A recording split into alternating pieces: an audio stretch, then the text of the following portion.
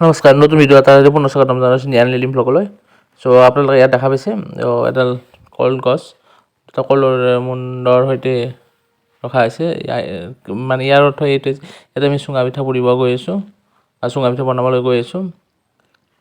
আমাৰ দুপৰীয়াৰ দৃশ্য। আজি আমি আপোনাক দেখাম চুঙা পিঠা কেনেকৈ বনায়। এয়া বাঁহৰ কিছুমান চুঙা কৰি লোৱা হৈছে, য'ত পিঠাগুড়িবোৰ ভৰা হ'ব। পিঠাগুড়িবোৰ কেনেকৈ ভৰাই সেইখিনি আপোনালোকক দেখুৱাম, চাই থাকক ভিডিঅ'টো।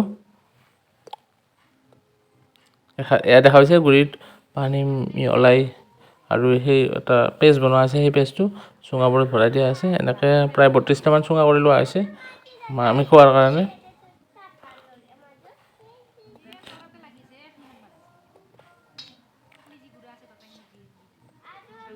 তাৰপিছত এই চুঙাবোৰত এনেকৈ জুই দিয়া হ'ব। চুঙাবোৰ হাউলাই ৰখা মানে আউজাই ৰখা হ'ব কলৰ গছডালত। আৰু যেতিয়া আধা পোৰা হ'ব পুনৰ ওলৰাই দিয়া হ'ব। আৰু এয়া আমি নৰা আগবঢ়াই দিয়া হৈছে।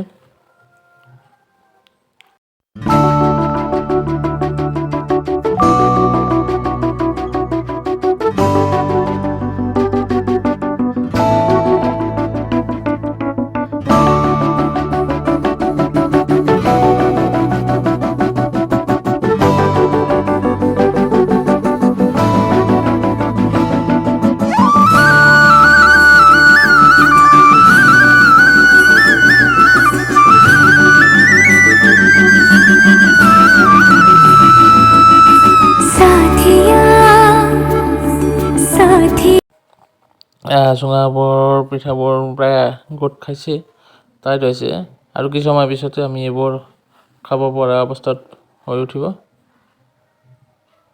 পুনৰ জুইটো দি থোৱা হৈছে।